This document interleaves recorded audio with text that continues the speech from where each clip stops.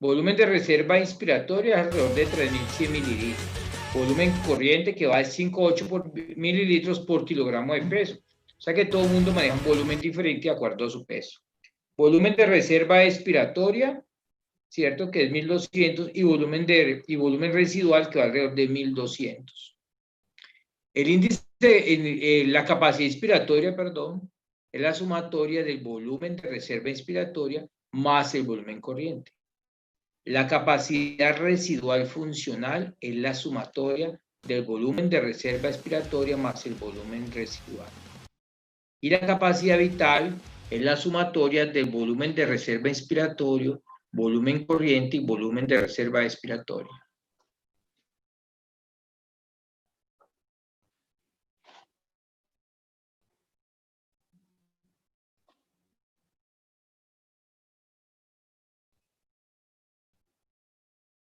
¿Es claro? Entonces, ¿los tienen que aprender? Sí, porque todos lo necesitan a través de la carrera.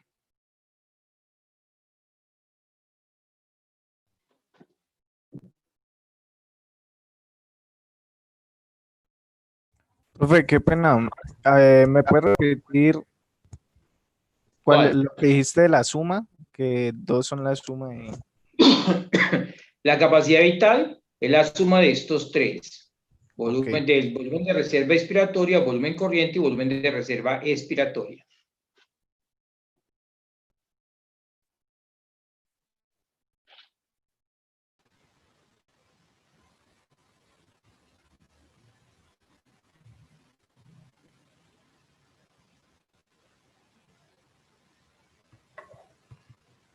¿Listo? Listo. Zonas de West. ¿Qué son las zonas de West? Esa es la relación que existe entre las zonas perfundidas y las zonas ventiladas. Eso quiere decir que existe la zona 1, la zona 2 y la zona 3.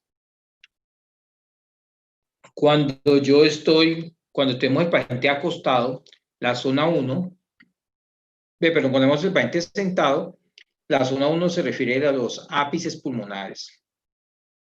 La zona 2 a la parte media y a la zona 3 a las bases de los pulmones. Profe, qué pena. ¿Podría repetir desde el principio relación que existe entre la zona qué? Ya les voy a mostrar. Bueno.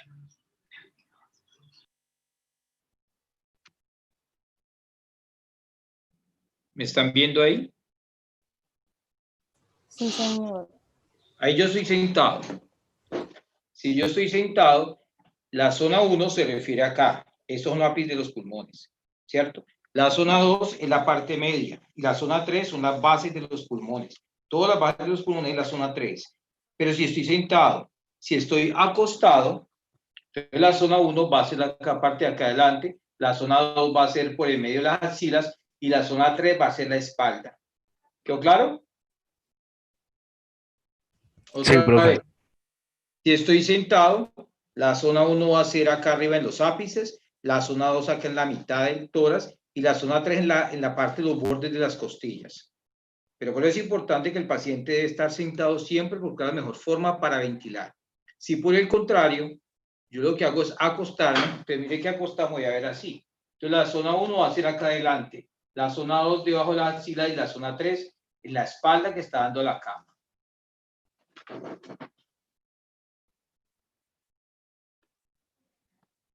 Entonces, la zona 1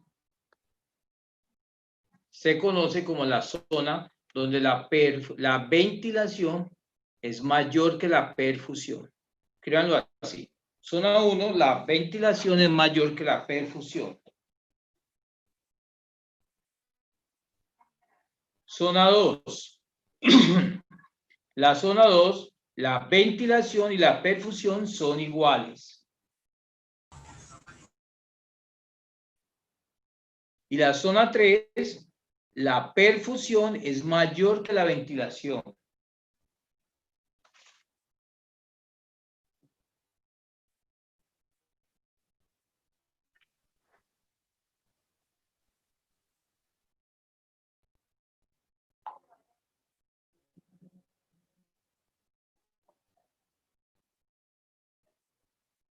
¿Todo claro? Profe, perdón, ¿me repite la última? La última es que la perfusión es mayor que la ventilación. Por eso es la relación, por eso la zona de West habla de la relación entre la ventilación y la perfusión. La zona 1, recuerde que la ventilación es una cosa que es la entrada del aire. Y la perfusión tiene que ver con el intercambio gaseoso que ha hecho ese aire que entró. Profesor, vuelvo y le pregunto. ¿La perfusión qué, profe? Profesor, Te estoy escuchando, Germán, hable. bueno, decía usted que las zonas de West son la relación entre los pulmones con qué, que me había perdido La ahí. relación entre la ventilación y la perfusión. Entre la... Listo, gracias.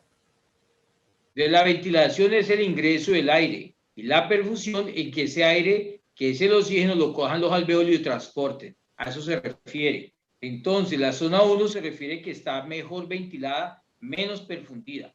Por eso dice la ventilación es mayor que la perfusión. La zona West, la zona 2, está la ventilación y la perfusión son iguales y en la zona 3 hay mayor perfusión, menos ventilación.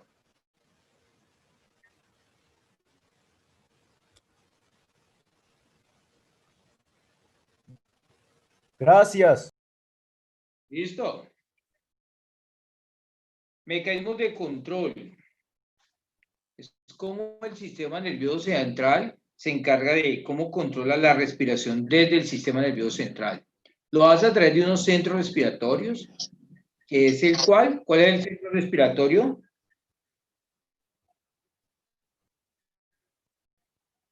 El hipotálamo. ¿Cuál es el centro que regula la respiración? El bulbo raquídeo. Bulbo raquídeo. Todos quedan en el concepto. Bulbo raquídeo. Pero además de eso tenemos unos quimiorreceptores central y periféricos. Recuerden que los quimiorreceptores son sustancias que generan o estimulan a que el centro respiratorio responda a esa cantidad de sustancias. Esa sustancia se llama, por ejemplo, el CO2. Cuando el CO2 se aumenta en el organismo, estimula al sistema nervioso central a que aumente la frecuencia respiratoria para tratar de eliminarlo. Por eso es que los pacientes hipocosos, los pacientes que son fumadores crónicos, esos pacientes necesitan un estímulo para respirar y el estímulo del CO2.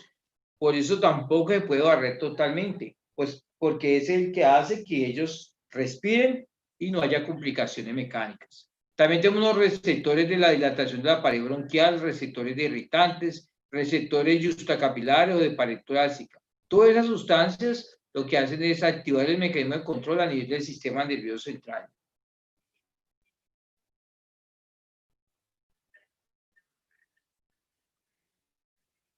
Ahí están todos los receptores, como el bulbo raquídeo manda la información a través de las diferentes estructuras y los receptores que se encuentran en los vasos para que se inicie la respiración.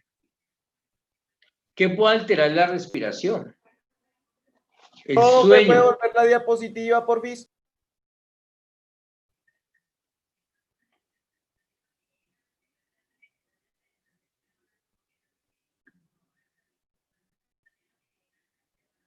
Gracias. Bueno. Entonces, de las cosas que pueden afectar la respiración es el sueño. Cuando uno duerme, la respiración baja o sube.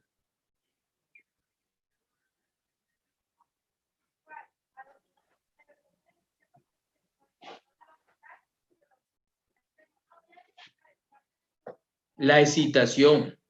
Por ejemplo, cuando uno se duerme, la frecuencia respiratoria baja. La excitación.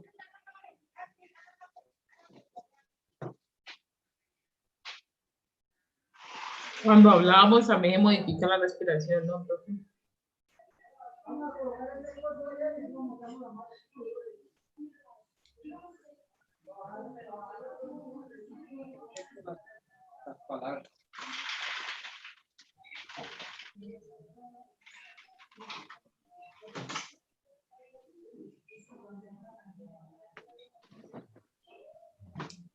Entonces, la excitación, la respiración voluntaria y el habla. Cuando uno habla, por eso uno no respira, porque no se ahoga. Por eso la gente hay que decirle a veces, cuando habla muy rápido, pare la respiración, baje para que pueda respirar. Por eso la gente, por ejemplo, los cantantes y todo eso, hacen acondicionamientos para poder respirar y hablar. El estornudo. Si usted va a estornudar, debe tener claro que se puede broncoaspirar. Es importante hacer una sola cosa. Estornudar, toser, bostezo o la deglución no se pueden hacer simultáneos. Por eso si se está comiendo, coma, degluta y después sí, respire. Porque las dos cosas al tiempo, por eso es que se van los alimentos hacia el sistema digestivo. Los receptores de distensión, la adrenalina, las hormonas esteroideas también producen aumento de la frecuencia respiratoria. La temperatura de la sangre baja la frecuencia respiratoria porque usted disminuye para no sentir el frío. Y unos receptores cutáneos de pared que también son encargados de sensar la temperatura.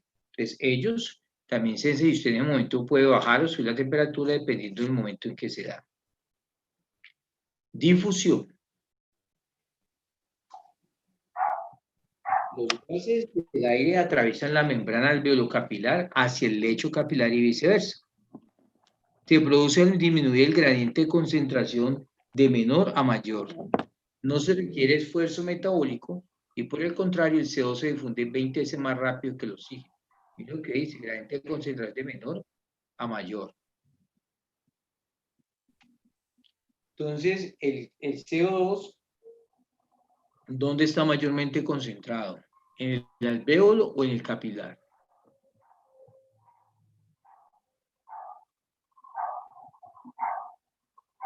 ¿Qué dicen? ¿Dónde está más concentrado el CO2? ¿En el alvéolo o en el capilar?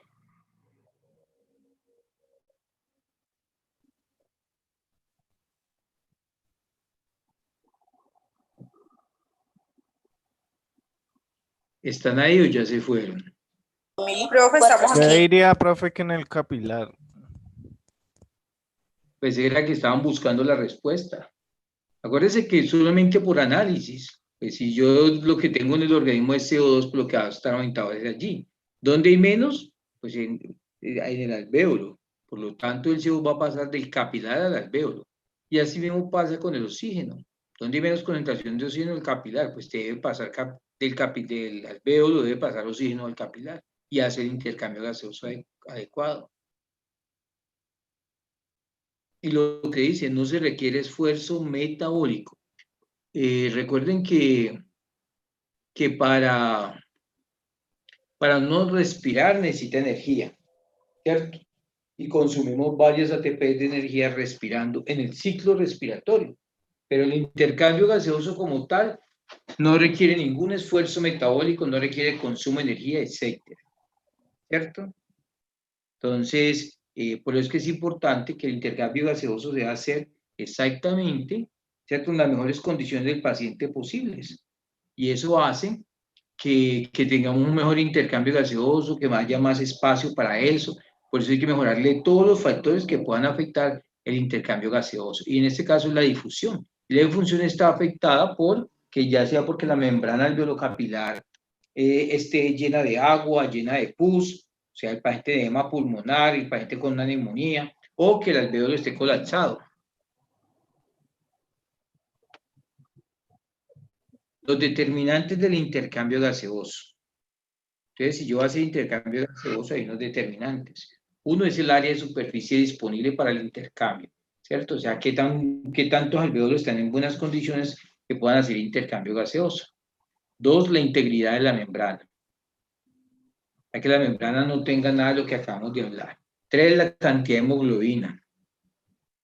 ¿Por qué la hemoglobina, muchachos? Que transporta el oxígeno. Pues la hemoglobina es la que se encarga de transportar el oxígeno. El coeficiente de difusión de los gases más el tiempo de contacto. Las presiones de empuje con una diferencia de tensión del gas alveolar versus el gas capilar. ¿Sí? O sea, qué tanto gas, qué tanto oxígeno hay en el alvéolo, qué tanto hay en el capilar.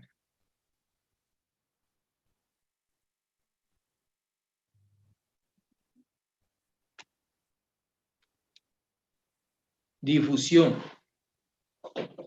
La difusión, recuerden que la difusión es cómo se difunde él, y ahí tienen allí tienen el alvéolo.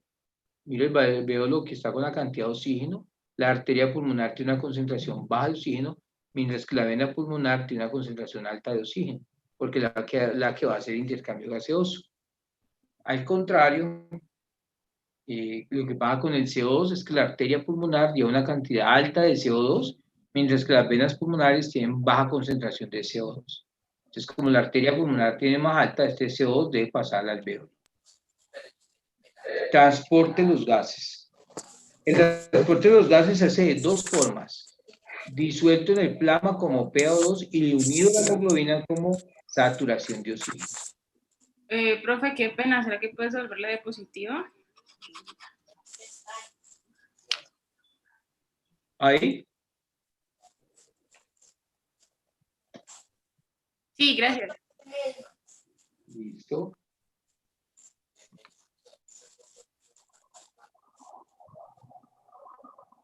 Por cada mililitro de PO2, por cada gramo de hemoglobina satural 100% se transporta 1.34 mililitros de oxígeno. Oigan pues, por cada gramo de hemoglobina saturada al 100% se transporta 1.34 mililitros de oxígeno.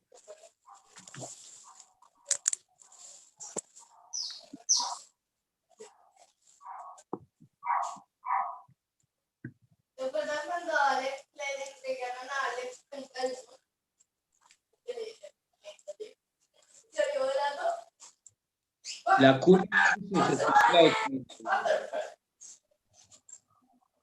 curva de disociación de la oxihemoglobina es una relación entre la PaO2 y la saturación de oxígeno. Esa curva de disociación es el oxígeno que está unido a la hemoglobina, depende de qué, de 4 factores: el pH, la temperatura, la PCO2 y el 2,3 fosfoglicerato. De ellos depende que el oxígeno y la hemoglobina se separen. Entonces, cuando la curva se va a la izquierda, se aumenta la afinidad del oxígeno con la hemoglobina.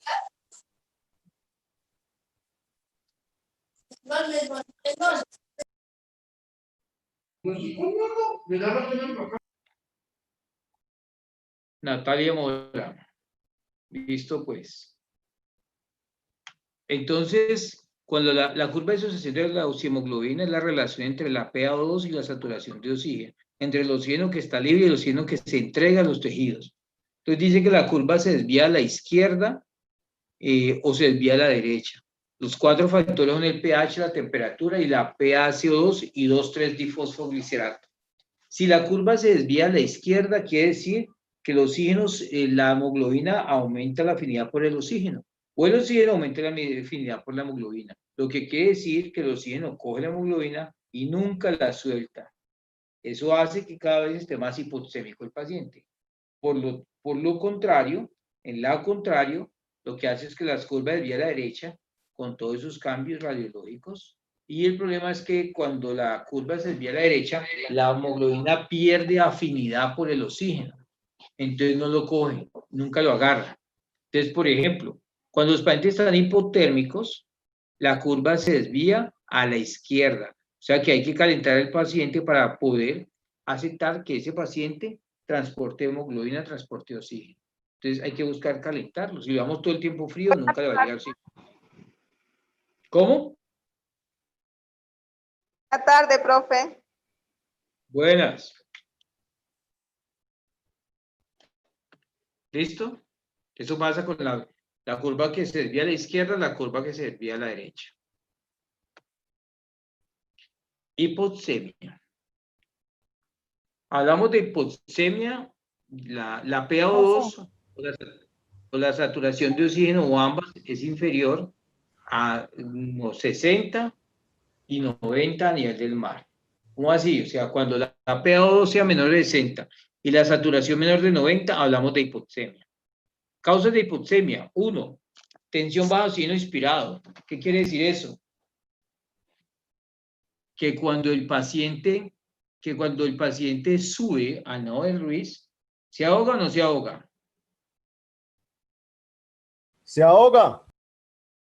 Por eso sí, claro, acuérdense que a mayor altitud, menor concentración de FiO2. Entonces, entre más subas, te vas a ahogar y uno siente que se ahoga.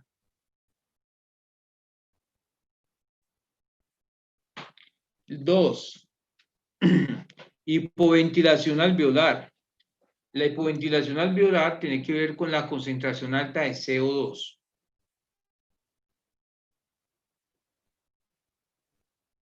Tres, la pérdida de la relación BQ, que es lo que acabamos de hablar ahora, la relación entre la ventilación y la perfusión.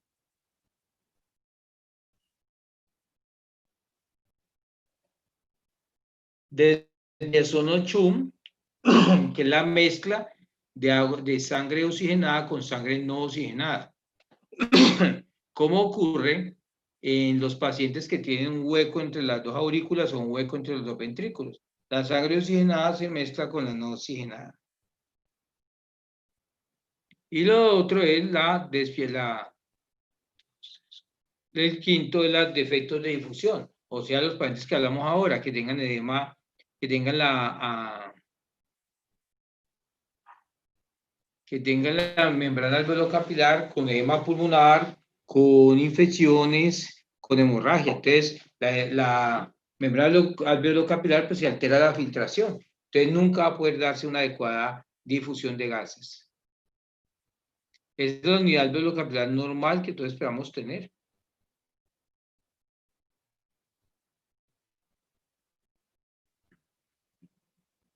El espacio muerto, recuerden que el espacio muerto es cuando no hay intercambio gaseoso. ¿Qué le pasa aquí al capilar? Está colapsado. El capilar está colapsado, pero el alveolo está bueno. Entonces, recuerden que como es espacio muerto, aquí no hay intercambio gaseoso. En la unidad con Chun es cuando el alveolo está colapsado. Cuando el alveolo está colapsado, esto se llama una atelectasia. Atelectasia. Esto del espacio muerto con el coágulo, con el capilar que está colapsado, es lo que ocurre en los pacientes con tromboembolismo pulmonar. El capilar se obstruye, pero el alveolo está bueno. Como no hay intercambio gaseoso, se llama espacio muerto anatómico. Y este es el peor que puede pasar. Ni el alveolo funciona, ni el capilar tampoco. Ahí se hace difícil sacar los pacientes. Eso es lo que ocurre normal en una enfermedad que se llama el SDRA. Bueno. Fisiología ácido-base.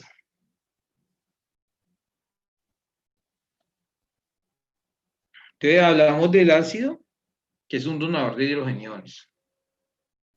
Y actúa cuando el pH es menor de 7. Entonces hablamos de que hay una acidosis cada vez que el pH se encuentre por debajo de 7.35. Hablamos de un álcali cuando la sustancia acepta hidrogeniones, de pH mayor de 7.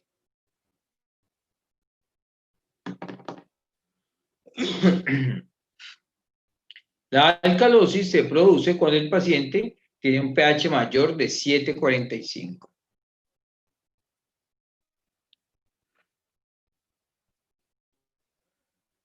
¿Qué es el pH entonces? Es la expresión de la concentración de hidrogeniones como medida clínica de la acidez sanguínea. Sí. Expresión de la concentración de hidrogeniones como medida clínica de la acidez sanguínea. ¿Puede volverlo a repetir, porfis? No, ya lo vi, no. Todo bien, no, gracias. Bicarbonato es la cantidad disuelta en sangre, el cual depende de cambios metabólicos en el organismo.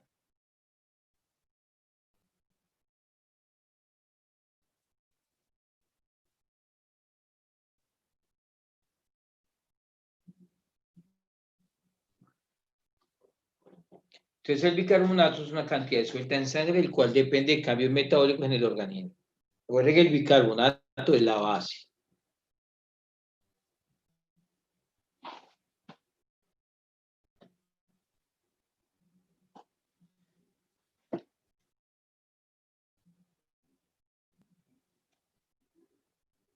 Entonces, son amortiguadores del pH.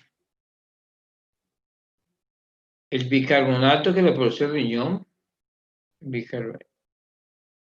bicarbonato que lo produce el riñón, el CO2 que lo produce el pulmón, y además otras sustancias importantes que ayudan a tratar de neutralizar el pH, como son el sistema fosfato, la hemoglobina y otras proteínas.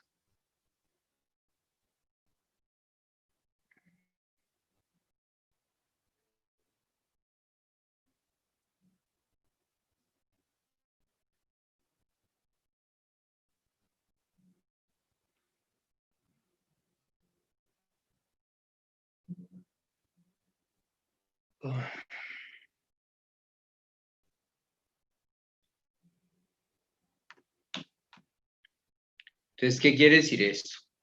Condiciones normales, ahí están los parámetros normales de los gases, esos son los parámetros que usamos para que se los aprendan.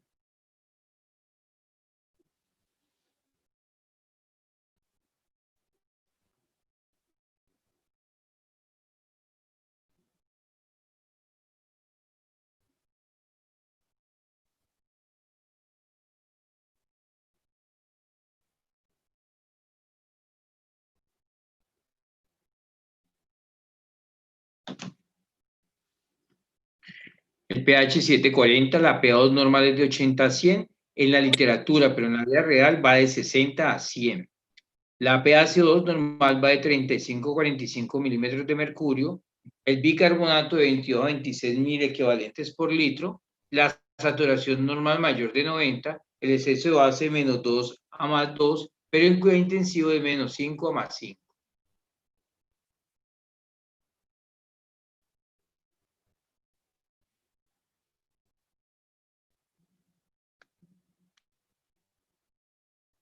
Ahí Profe, están qué las pena. causas. ¿Cómo? Profe, ¿lo puedo volver un momento?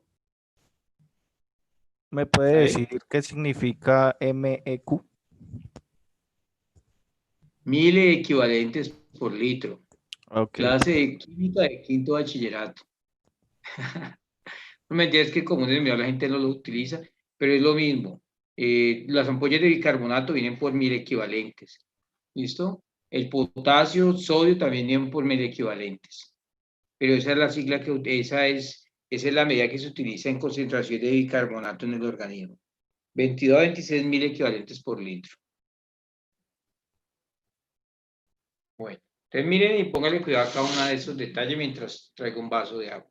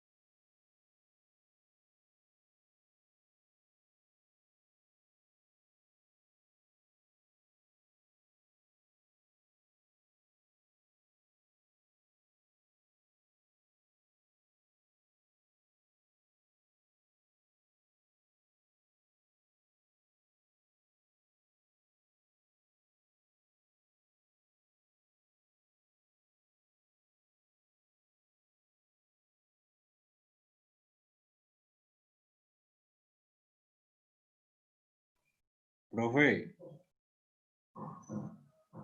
profesor, Fue a tomar agua, mano. Fue a tomar agua, hombre. Michael. mano, no lo escucho. Siempre, Ah, Michael, siempre. salga tan cansado. Se nota Nunca. que no está poniendo Ajá, cuidado, no preste parce. Uy, atención, no no. preste atención. Vale, viendo el cuadro, por Dios. Está cansón. Entonces usted, amor. Vaya, juegue Among. Estás pegado en el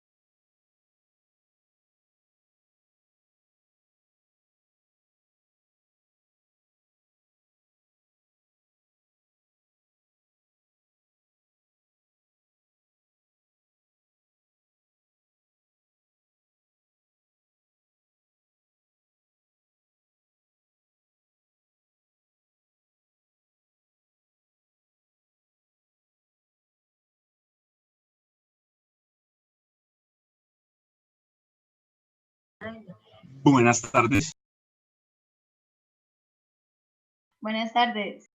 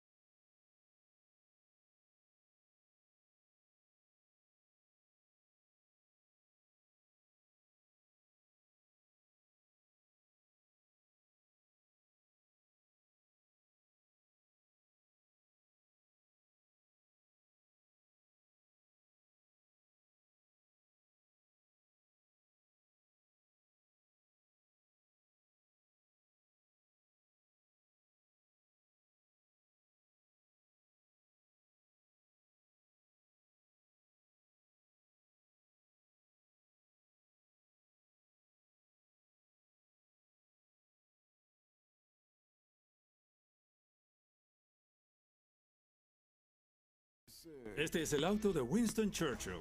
¿Estás bromeando? Un antiguo fósil de oso me da escalofríos. Siempre quisiera usar una herramienta eléctrica y necesito Zodiac con 3 o 4 metros de altura.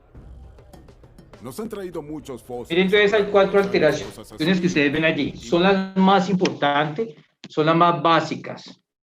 Acidosis respiratoria. Entonces, ¿qué pasa en la acidosis respiratoria?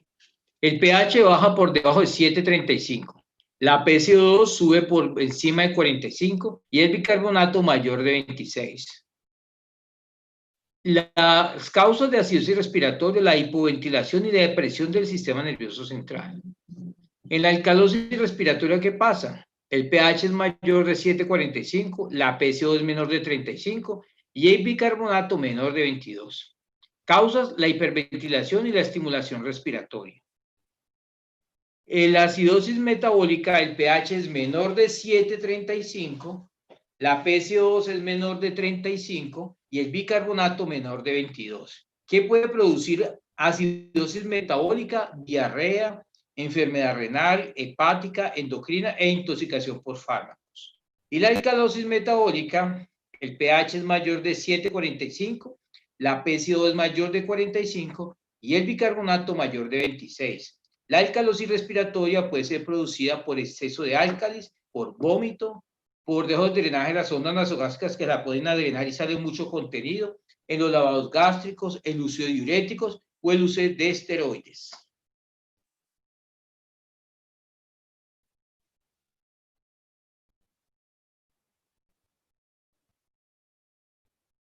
Entonces quiero que le quede una cosa clara a ustedes y es que el CO2 es el ácido del organismo y el bicarbonato es la base del organismo. Con eso, si el CO2 es el ácido del organismo, si el CO2 se eleva, mire, produce acidosis. Si el CO2 se disminuye, produce alcalosis. El bicarbonato es la base del organismo. Pero como es la base, si la base se disminuye, produce acidosis. Si la base se eleva, produce alcalosis. ¿Todo claro?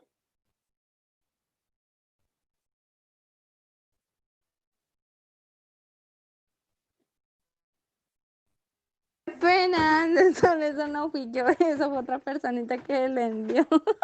Pero bueno, ya calmado, Me calmado. repite lo último, que es que se me está yendo el internet. Profe, ¿me puedes repetir lo último? Es que se escucha entrecortado. Cuando la alteración es del bicarbonato, hablamos de que es un estado metabólico. El compromiso es metabólico. Si el compromiso es metabólico, entonces, como el bicarbonato es la base del organismo, si la base del organismo se eleva, produce alcalosis. Si la base del organismo se disminuye, produce acidosis. Si la base se eleva, profe, alcalosis. ¿Sí? Y si la base se disminuye, acidosis.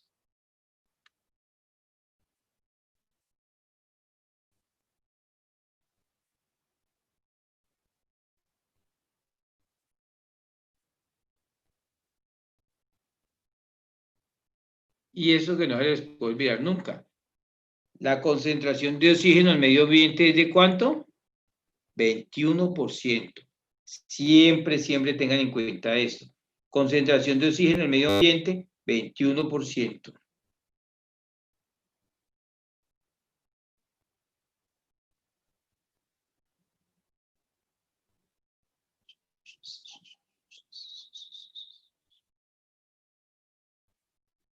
¿Pregunta hasta ahí? ¿Alguna duda? No, profe. Bueno.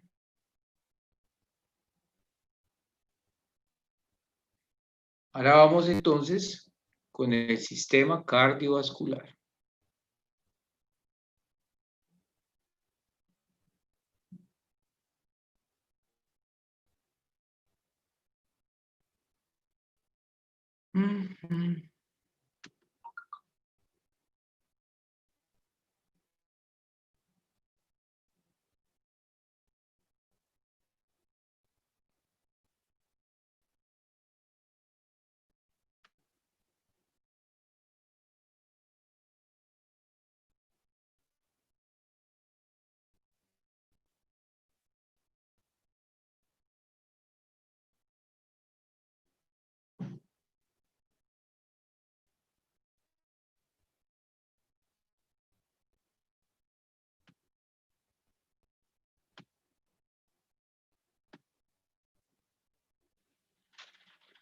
¿Están viendo ahí? Sí, profe. Sí, profe. Listo.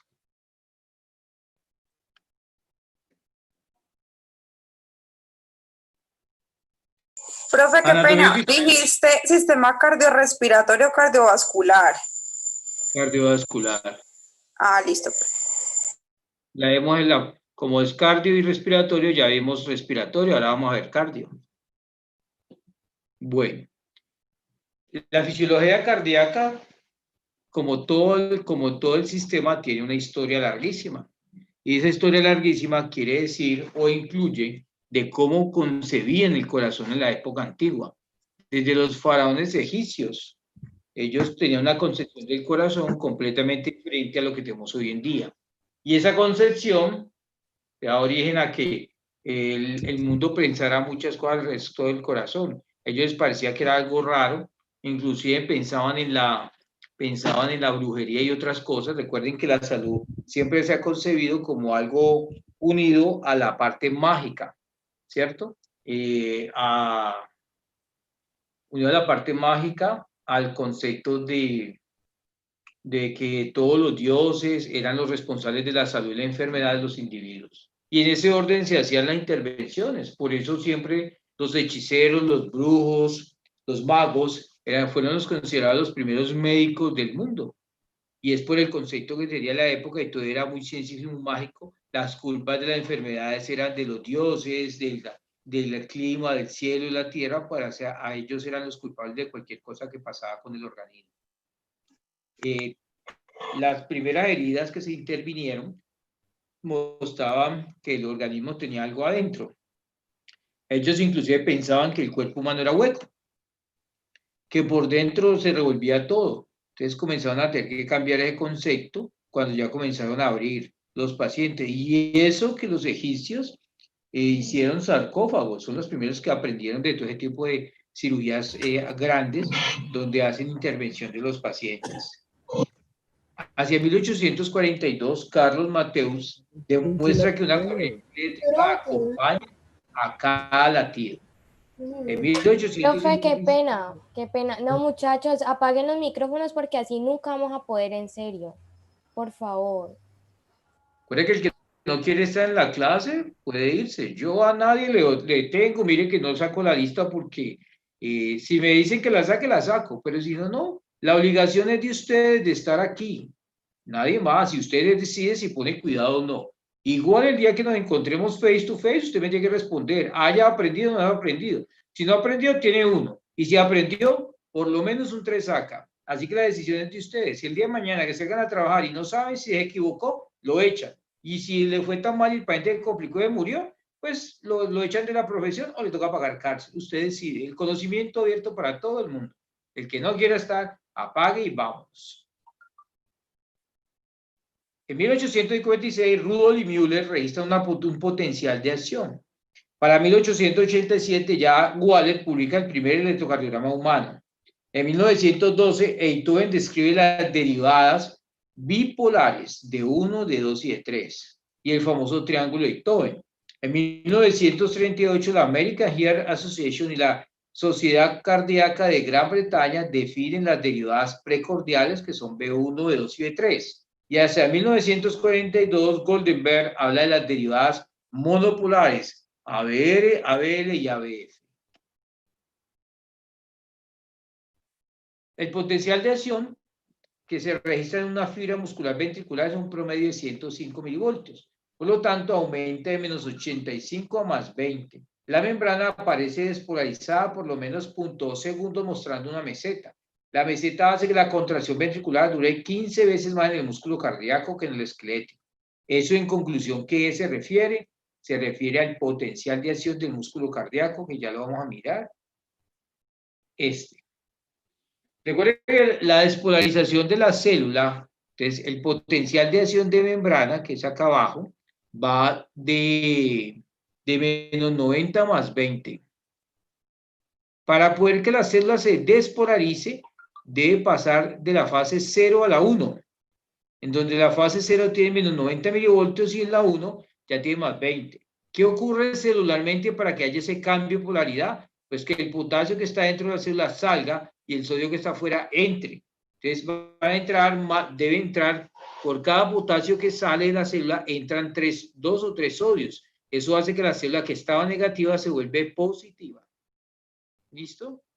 Ese es de la fase 0 a la 1 y ese proceso de intercambio iónico es lo que se llama fase de despolarización.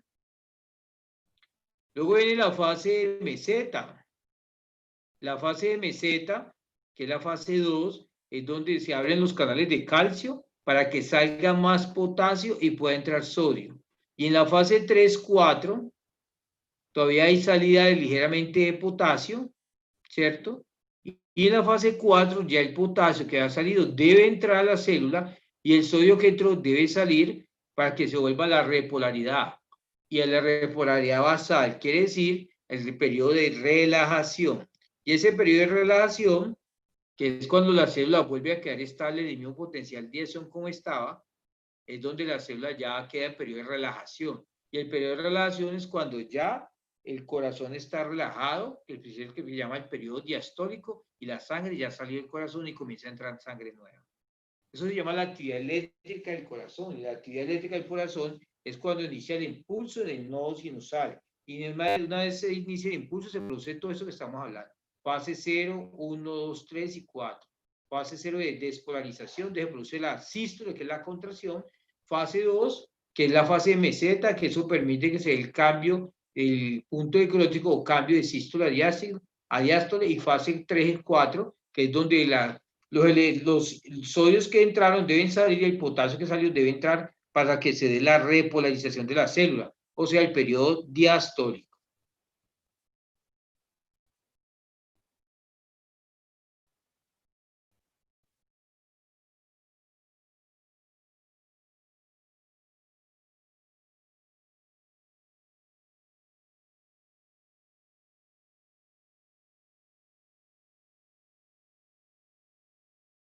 Liderado por arteria pulmonar y arteria aorta, luego por los ventrículos y por último por las aurículas. Entonces un tubo recto donde están las grandes arterias, los grandes vasos, los ventrículos y las aurículas. Luego hace torsión, se va dando una vuelta y se va girando para que las aurículas queden arriba y los ventrículos queden abajo. Y luego aparece un tejido en medio de ellos que se llama el septum interauricular, septum interventricular, septum primum y septum secundum. Entonces, todos esos tejidos van a ir formando las cavidades para que al final queden 4 cavidades, 2 aurículas y 2 ventrículos.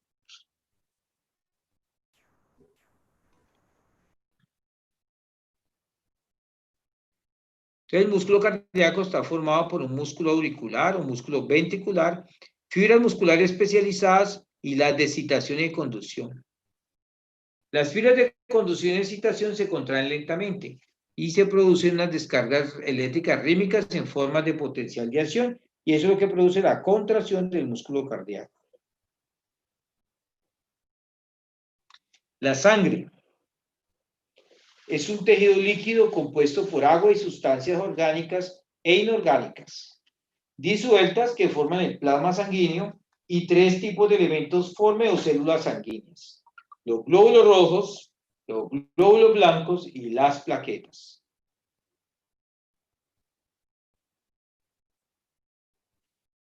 Los glóbulos rojos están compuestos, son exactamente solo los eritrocitos, que también se llaman hematíes. Glóbulos rojos, eritrocitos, hematíes es lo mismo.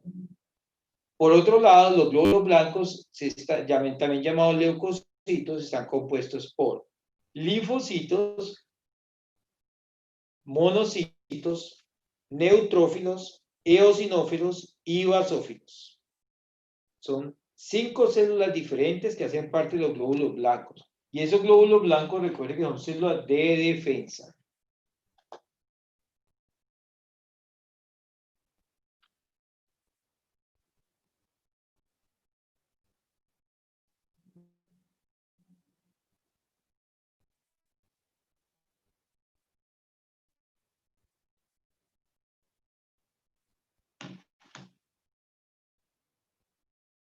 ¿Cómo se forman los glóbulos?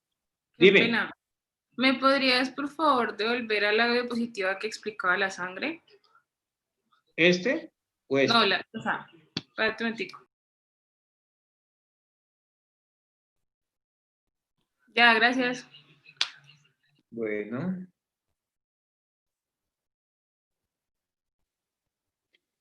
La sangre se forma en la médula ósea, ¿cierto? ¿En cuáles huesos o cuál médula ósea es donde más se forman los glóbulos rojos? Esternón, huesos del cráneo, costilla, ilíaco, cabezas de los huesos de los miembros inferiores, la cabeza de fémur. En esos órganos es donde más se produce la eritropoyesis, ¿cierto? Y recuerde que para esta eritropoyesis también se necesita de la eritropoyetina que se produce en el riñón.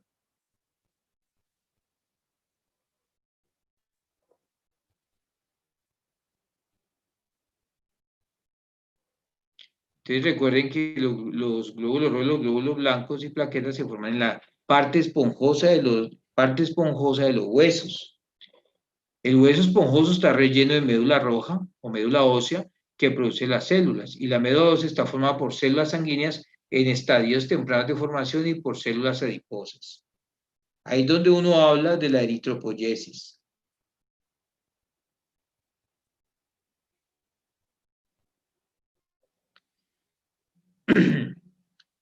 La sangre sale del cuerpo humano en procesos como son la circulación corazón-pulmón.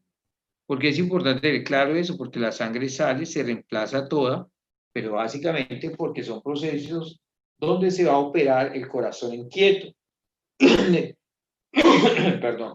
A esos pacientes que les hace bypass coronario. Entonces, la sangre sale a través de esas dos mangueras azules que ven ahí que se conectan a la cava. Salen de la cava, van a un oxigenador que está acá abajo, se oxigena la sangre, pasa la sangre por el flujo y llega otra a la aorta para ser administrada a los pacientes después de que ha pasado por circulación. Acá esto se encarga de circular la sangre, de darle oxigenación, nutrientes, de equilibrar los electrolitos, el soporte, etc. Y ya la sangre ya en buenas condiciones regresa al paciente por la aorta. Miren ahí. Ahí está en vida real. Los enfermeros perfusionistas son los que hacen este tipo de actividades. Aquí está la bomba, que es lo que está la jefe manipulando con su mano izquierda. Lado derecho es donde toma todas las muestras de todo el paciente. Y lo que ven acá abajo es como un reservorio, es donde se hace el intercambio gaseoso. Entonces, lo que está manipulando ella es como el gasto cardíaco y el lado de acá manipula para mejorar la parte pulmonar del paciente. Eso lo hace un enfermero perfusionista, pero debe tener claro todos sus conceptos en la cabeza, porque necesita saber de corazón, de pulmón, de renal, de respiratorio, de hematología, coagulación, inmuno, etc. Porque debe cuadrar metabólicamente ese paciente. Como cuando el corazón está en paro, la bomba, el ventilador no sirve para nada. Perdón, el ventilador no, la parte de, ¿qué? Intubación no sirve. La enfermera debe encargarse de cuadrar toda la parte metabólica del paciente. Pero tienen que saber bastantes para poder manejar una parte. Profe, ¿es cierto que aquí, digamos, en Cali casi no hay enfermeros perfusionistas? ¿Aquí en Cali? Claro, Sí. en todas las clínicas hay.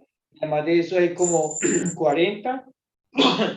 Hay como 40 que están cesantes. ¿Cesantes qué es, profe? No tienen trabajo. Pero es por lo mismo. Yo pensé que pues me habían comentado de que pues si uno se enfocaba en la perfusión, o sea, enfermero perfusionista, que obviamente que era muy bien pago y que casi no habían.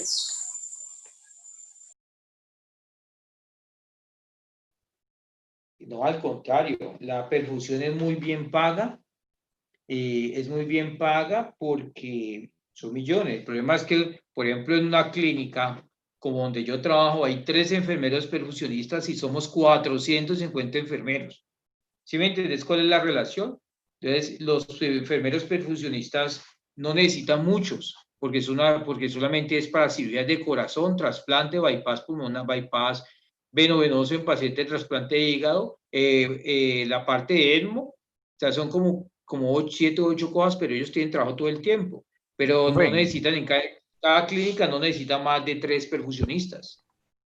Profe, Dime. ¿qué tan cierto es de que, por ejemplo, aquí en Colombia es muy difícil hacer esa especialización y que para hacerla se debe tener el apoyo de una clínica? O sea, de que la clínica es quien te manda a participar. Claro, es que precisamente por eso. Es como, a ver, ¿qué le digo? Como precisamente no son tantos, si operaran corazones todos los días, día 10, sería genial porque necesitaríamos muchos perfusionistas. Pero realmente no, en cada clínica hay un grupo de cirugía y el grupo de cirugía tiene 2, 3 máximo perfusionistas. Y eso que nosotros tenemos bastante y son 3. Y los 3 funcionan todos los días de lunes a viernes. Pero ¿para qué necesito más perfusionistas si en solo grupo de cirugía? Entonces, por ejemplo, si vos vas a hacer perfusión, son 2 cupos al año. Cada semestre cuesta 14 millones. Y usted además de eso debe tener un apoyo de un grupo quirúrgico que lo conozca. Y diga, sí, él va a estudiar o ella va a estudiar y viene a trabajar con nosotros.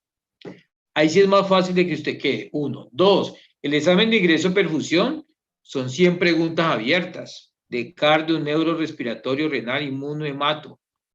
¿Sí me entiende? Entonces, el que pase el examen debe ser teso, porque si no, no va a poder eso. Cuando le diga, ¿cuál es la respuesta inflamatoria dada por la bomba extracorpórea? Entonces, usted tiene que ir a trasladarse a todo lo que es inmunología.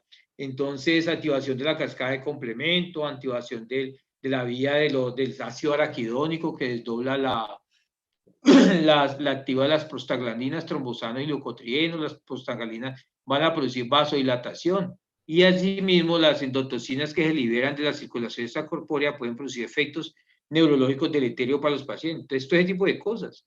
Por eso digo a la gente que quiera hacer yo, hágale, pues tiene que estudiar. Porque se presentan por 2 cupos anuales, se presentan 100 y 120 personas. Entonces, las posibilidades de quedar son muy pobres. Y si usted estudia fuera del país, el problema es que para venir acá a equilibrarse le va a pasar tiempo, porque tiene que tener una buena ganancia con la gente. No le digo que acá en Cali son como 40 y hay otro montón que están cesantes, que no tienen un trabajo porque no están reconocidos, o no están reconocidos o el cupo está lleno. Si usted se gana como perfusionista, digamos, entre 10 y 15 millones, ¿usted va a soltar el trabajo? ¿Usted qué dice? No. No, para nada. Pero entonces le toca mantenerse al día. Claro, le toca mantenerse al día actualizando de todo el tiempo, congresos, simposios nacionales y extranjeros, todo el tiempo para poder mantener al día, porque la competencia es alta. ¿Listo? Profe, ¿qué otra opción de especialidad es buena? Todas son buenas siempre y cuando usted se ubique perfectamente. Les toca manejar no solamente la perfusión, sino las relaciones sociales, muchachos. Eso es que yo no me hablo con ella, de la bobada. Son problemas de adolescentes. No ya tan viejo tiene que centrarse que aquí para adelante la razón de ser de todo es buenas conexiones. Si no, se no consigue trabajo nunca. Porque van a decir, ¿hija quién es? No, no la conoce nadie. Nada. Buenas relaciones para todo. Porque yo hice cuidado intensivo, pero yo le digo con cuidado intensivo hasta dónde he llegado, es a toda Latinoamérica como ponente. Pero porque a mí me gusta y me dedico a estudiar cuidado intensivo. Eso que estoy dando todo el tiempo, cada vez que yo repito eso, vuelvo y aprendo algo más y trato de mantener fresco en todos los conocimientos. Por eso yo doy en tercero, pero también doy en octavo de medicina crítica. Y doy en posgrado, y en el posgrado todo el tiempo estoy revisando artículos nuevos, casos nuevos, estudios nuevos. Y trabajo en cuidado intensivo. ¿Sí o no? ¿Cómo quiere mantenerse uno bien? Pues mantener al día. Profe, pero tú trabajas en UCI, pero que neonatal, adultos. Solo adultos. Entonces, todo el tiempo estoy repasando. Yo no le digo a usted, me parece que cuando uno entra a cirugía, el cardiólogo no, yo le digo porque yo ya he entrado y lo he visto. Yo le digo, el paciente de trasplante de hígado llega así, porque lo he recibido. Yo le digo, el paciente de trauma encefálico se comporta así, porque lo he vivido. Entonces, eso es importante que uno estudie lo que usted quiere estudiar, pero mantenga actualizado. Yo estudié la especialidad hace 20 años. Hace 20 años y especialicé en cuidado intensivo, pero de lo que yo aprendí en esa época a esta hora, años luz, porque todo ha cambiado y todo evoluciona. Las cosas básicas como la anatomía y fisiología no cambian, pero cambian los medicamentos, cambian las enfermedades, aparecen nuevas cosas. Entonces uno todo el tiempo tiene que estarse actualizando. Si yo me quedo solo con lo que aprendí cuando salí de la universidad, estuviera en la olla, no habría nada. Imagínense que cuando yo aprendí a monitorizar el corazón, se utilizaba un aparato que se metía dentro del corazón. Ahorita todo se llama monitoría mínimamente.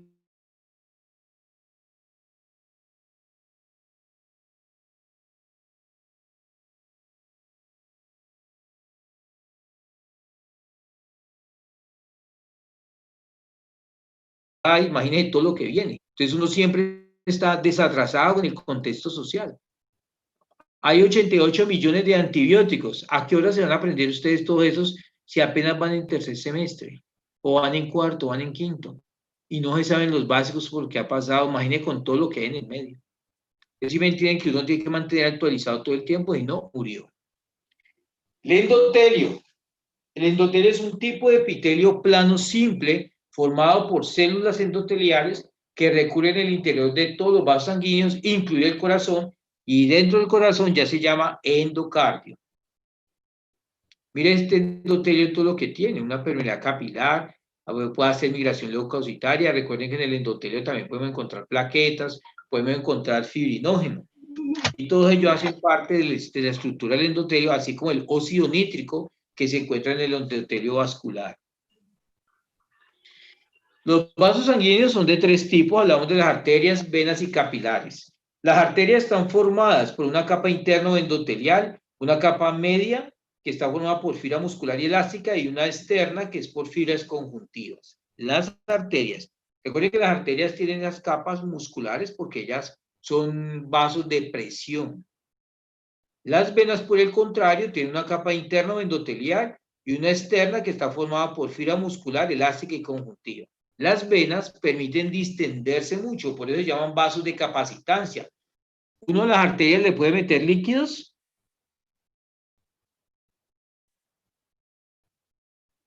¿Qué dice? No, profe. No. Nunca. Nunca a las arterias se les debe meter líquidos. Por el contrario, las arterias son solamente vasos de presión. Las venas, por el contrario, son vasos de capacitancia. Usted puede meter 5, 10, 15 litros de agua y él se distiende. Y los capilares tienen solamente una capa que está formada por células endoteliales. Profe, Nada más, esa línea arterial, ¿cómo? sí, ¿qué función tiene?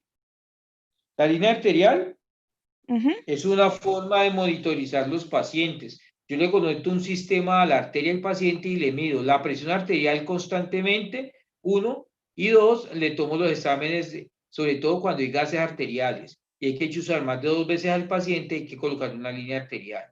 Y el control de la presión, cuando el paciente está inestable, requiere bastante volumen o está recibiendo soporte vasopresor o vasodilatador. A esos pacientes hay que colocarle una línea arterial. Gracias, profe. Listo. Circulación coronaria. La circulación Profe, qué coronaria. pena, ¿podría devolver la diapositiva a la del endotelio? Esta es lo que ya explicamos. Tiene permeabilidad, migración leucocitaria, hace adhesión, tiene óxido nítrico y tiene también fibrinógeno circulante. Gracias, profe. Dale. La circulación coronaria. La circulación coronaria dice que las coronarias nacen en la raíz de la aorta. Miren, aquí está. Aquí está la rama de la arteria coronaria derecha. Aquí está la rama de la arteria coronaria izquierda. La rama de la arteria coronaria derecha tiene una rama que es marginal derecha y unos ramos que son intermedios. La rama coronaria izquierda tiene una rama que se llama la arteria circunfleja y otra rama que se llama la descendente anterior. A su vez, la descendente anterior tiene otras ramas pequeñas. La rama de la arteria del nodo sinusal. Entonces, la circulación del corazón está por la circulación por la coronaria derecha y por la arteria coronaria izquierda, y cada una de sus respectivas ramas.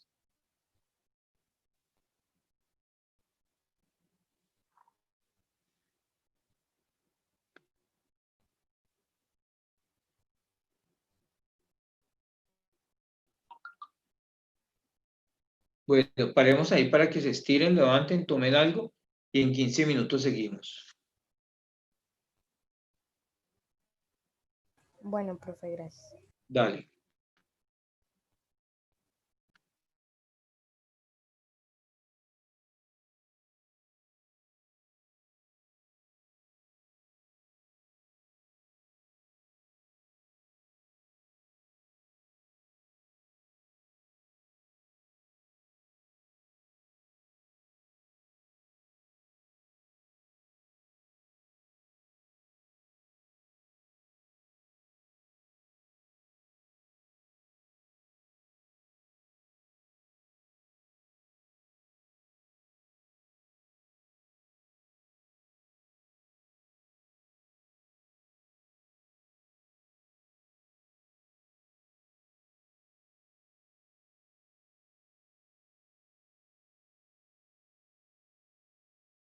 Nunca me habría imaginado una portátil moviendo PlayStation 2 de esta manera, es espectacular.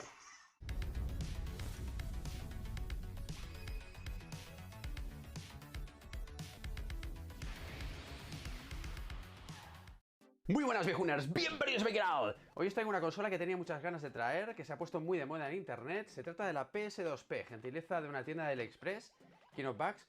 Me han cedido esta unidad para que os la muestre. Es una consola capaz de mover PlayStation 2 nativamente, es decir, sin ningún tipo de emulador. Eso lo puede llegar a hacer porque aquí dentro hay una PlayStation 2, sí, como lo oís. Es muy bizarro. Si teníais ganas de ver qué puede llegar a hacer esta consola y qué es lo que lleva dentro de ellas, y la más potente que he mostrado en el canal. Se trata de la GPD Win 2, era una especie de mini portátil, mini consola, que era capaz incluso de mover PlayStation 2 y Nintendo Wii, y más plataformas, que seguramente en un vídeo os mostraré. Os dejo aquí arriba el link del review que hice de esta consola, que la verdad es que no tiene desperdicio. La consola que os traigo hoy es una consola que tiene un concepto totalmente diferente a todas las que os he traído aquí.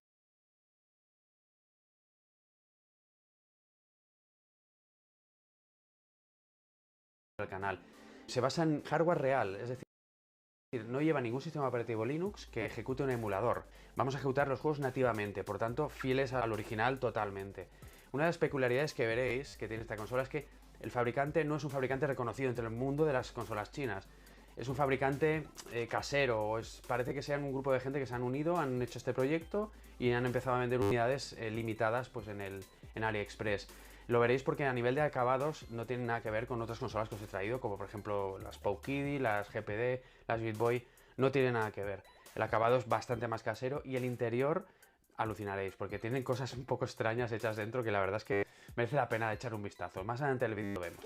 La consola viene en una caja de cartón, dentro viene con muchísimo papel de burbujas para protegerla y tal, pero ni ese papel de burbujas, ni esa cantidad... Si las válvulas se inflaman, se produce una endocarditis. Esto ya lo hablamos. Sistema eléctrico de conducción.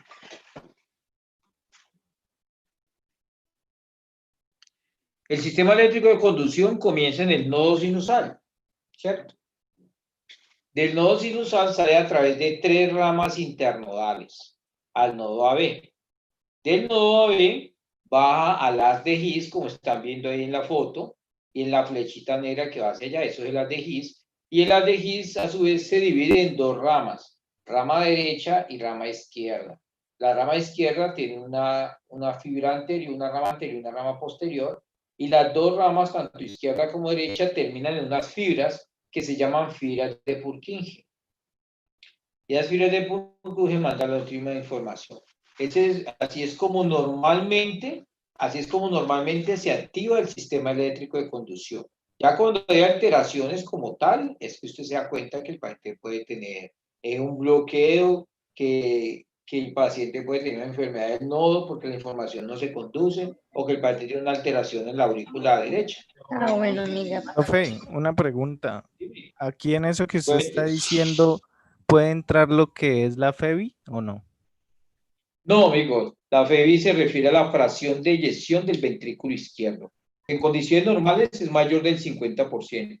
Y la FEBI y la fracción de eyección se refiere al porcentaje de sangre que sale en cada contracción. ¿Claro? Sí, señor. Ok. Eso es solo sistema eléctrico, o sea, cómo inicia la conducción, y esa conducción es la que genera un potencial de acción, y ese potencial de acción se define como la contracción. Si no existiera el nodo sinusal, por eso el nodo sinusal se llama el marcapasos del corazón, porque él solito es capaz de iniciar un impulso.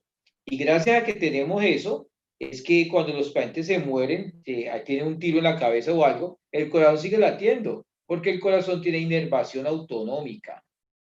O sea que es capaz de iniciar un impulso y darle continuidad. Por eso cuando el paciente tiene muerte cerebral, el corazón sigue latiendo y eso es lo que nos permite hacer trasplantes.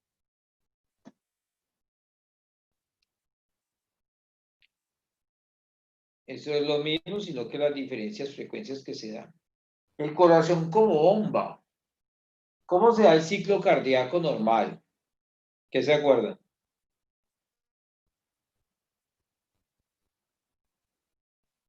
¿Le digo, profe?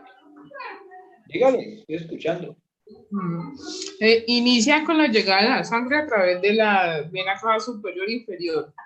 De ahí pasa la aurícula derecha, por la válvula tricúspide, pasa al ventrículo derecho, de ella sale a la válvula pulmonar, a la arteria pulmonar, y por ahí pasa a los pulmones, donde se realiza el intercambio gaseoso, luego regresa por las 4 venas pulmonares a la aurícula izquierda, y la cual pasa por la válvula mitral al ventrículo izquierdo, para así salir por la válvula aórtica hacia la aorta, y luego se distribuye por todo el cuerpo. Es lo mínimo que esperaba de ustedes 4, ¿no? Es lo mínimo. Porque usted no lo hizo aprender. Las tiene montaditas, ¿no? Ay, sí, profesor, eso es mucho bullying ya. Así, espere que el examen de ustedes 4 va a ser bien diferente. ¡Profe! Y no esperó un 3-3 ni 3-5, ¿no, señora? Por encima de 4-4. Pasito, profe, que me para un infarto de miocardio aquí. Usted no hizo trampa, ¿sabe por qué? Porque usted dijo un quiz y nos dio apenas 20 minutos y esas preguntas estaban largas. Y claro, uno acelerado respondiendo de parcial, antes lo respondimos. No. ¿Verdad? Entonces, ¿cómo hicieron los que sacaron 5 preguntas? Un quiz de 5 preguntas, no de 20. ¿Cómo hicieron los que sacaron 5? Lo mismo. Tiene la misma Por leer, yo Usted puede, ¿no? Bueno, ustedes pueden, no me quejen tanto. El que viene es cardio y respiratorio, o sea que aumentan las preguntas. Sigamos. ¿Qué pasa desde el punto de vista de uno verlo como fisiológicamente el corazón? El ciclo lo aprenden como dijo la compañera ahorita, pero cuando uno mira etapas en la literatura, ustedes van a encontrar que hablamos de la primera etapa de llenado ventricular o diástole, ocupa 2/3 partes del tiempo total del ciclo cardíaco. ¿Eso qué quiere decir? El ventrículo tiene las puertas abiertas para que se llene de sangre, por eso se llama llenado ventricular o diastólico. Luego viene la contracción isovolumétrica, la presión del ventrículo izquierdo aumenta hasta lograr abrir las válvulas simoideas, aórtica y pulmonar. Entonces los dos ventrículos están llenos a la vez. Inmediatamente aumenta la presión para abrir. El derecho va a abrir la pulmonar y el izquierdo va a abrir la aórtica. Al abrir la pulmonar manda la sangre que se oxigene y el izquierdo abre la aorta para mandar a oxigenar los tejidos. La fase 3 es la de eyección. Junto con la apertura de las válvulas simoidea, aórtica y pulmonar, la sangre es expulsada fuera de los ventrículos. Y en la fase 4 es de la relajación isovolumétrica, se relaja la pared del ventrículo hasta la apertura de las válvulas.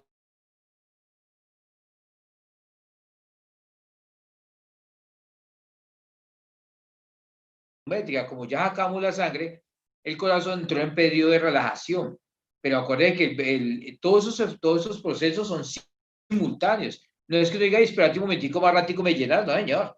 Inmediatamente sale la sangre, el ventrículo se relaja para poder la otra parte. Déjenme un segundito.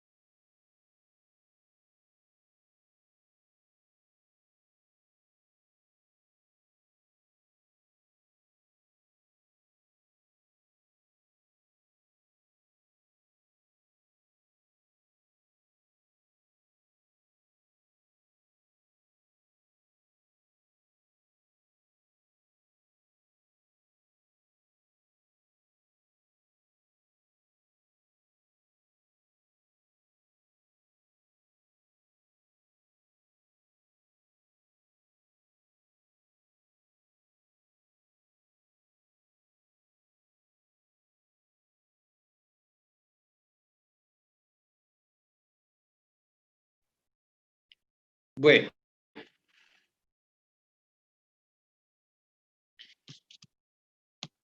La sangre tiene un tránsito de solo sentido en el corazón y eso se debe a que tiene unas válvulas cardíacas que funcionan rítmicamente y que permiten que la sangre se mueva por las cámaras del corazón en una sola dirección, impidiendo por tanto el paso en sentido contrario. Se encuentran cubiertas por una membrana suave llamada endotelio y reforzadas por un denso tejido conjuntivo. Aquí están las válvulas, tenemos válvula pulmonar, tenemos válvula pulmonar, válvula aórtica mitral y tricuspidia. Recuerdo que las tricuspidia tienen 3 válvulas, la mitral tiene 2 válvulas. Entonces, por eso es que la sangre, si pasa de la aurícula derecha al ventrículo derecho, no puede devolverse. Si la sangre se devuelve es porque algo le pasa a la válvula. Entonces, las válvulas sufren 2 cosas. O hacen estenosis valvular o hacen insuficiencia valvular. Cualquiera de los dos que hagan afectan el flujo de sangre. Por eso, si hay estenosis, la sangre, recuerden que estenosis es una estrechez. A la sangre le cuesta más. Eso es lo que encontramos a la auscultación. Y por eso se llama un soplo de estenosis. Por el contrario, cuando las válvulas están insuficientes, ¿qué quiere decir insuficiente?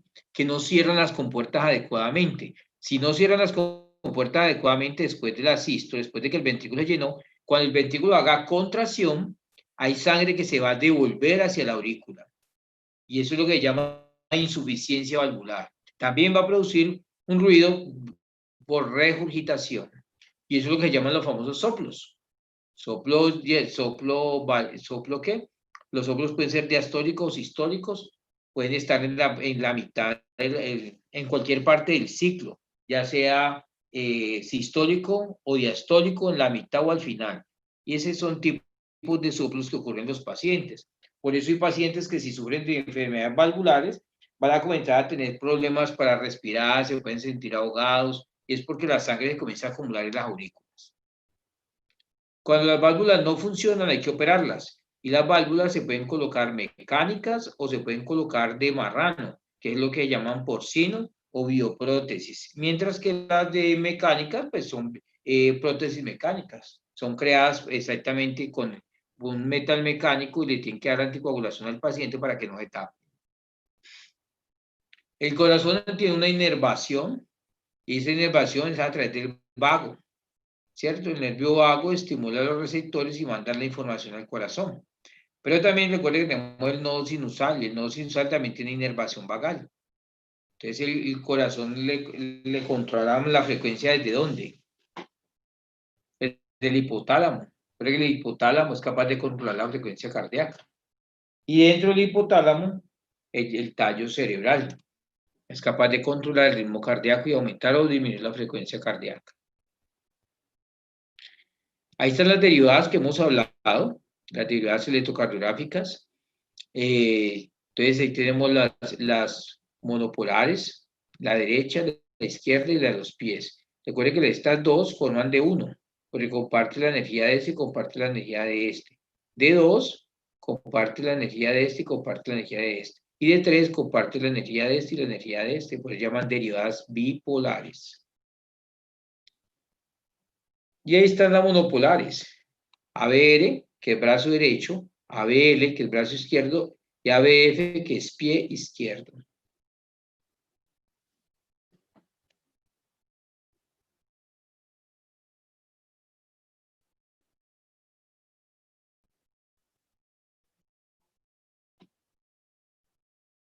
Ahí están las derivadas precordiales. Las derivadas precordiales son las que van alrededor del corazón, que inician en el cuarto espacio, línea parasternal derecha, cuarto espacio, línea parasternal izquierda, quinto espacio, línea medio clavicular, quinto espacio, línea axilar anterior y sexto, y B6, que queda línea medio axilar. Y B3 se coloca entre dos puntos equidistantes entre B2 y B4. Esas son las derivadas precordiales.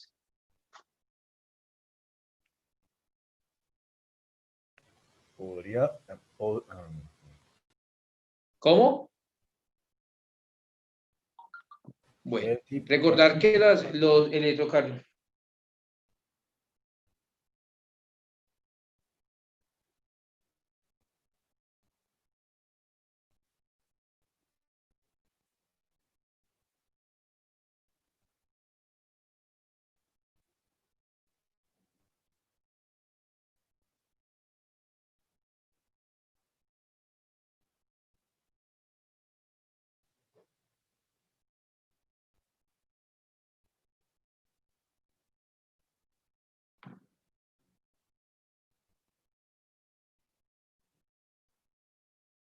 Entonces, mire que todos los trazados electrocardiográficos son diferentes. Mire, dependiendo de donde veamos el corazón, hay una forma donde lo vamos a ver los trazados positivos, otros negativos, que es lo ideal que encontramos en esta parte. Profe, Y el usted está electro- publicando algo en la pantalla que no veo nada. ¿Estoy qué? ¿Nadie ve? ¿O soy yo nomás? ¿Pasando diapositivas? Sí, yo sí. Antes Ah, soy yo. Profe, ve Gracias. normal. Dale, tranquila. Gracias. Soy yo. Gracias. Dale, en el electro normal, acuerden que tenemos la onda P, el complejo QRS y la onda T.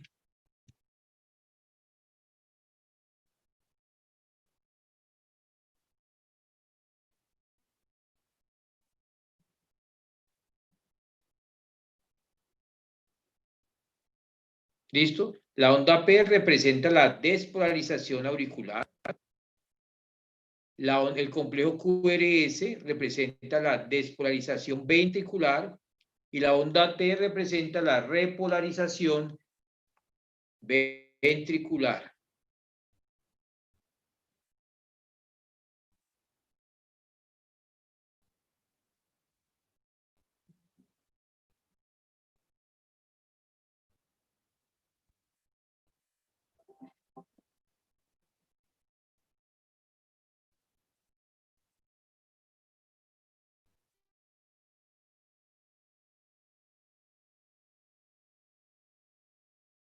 La anterior diapositiva, que es que no le alcancé a tomar foto. ¿Esta? Esa, profe.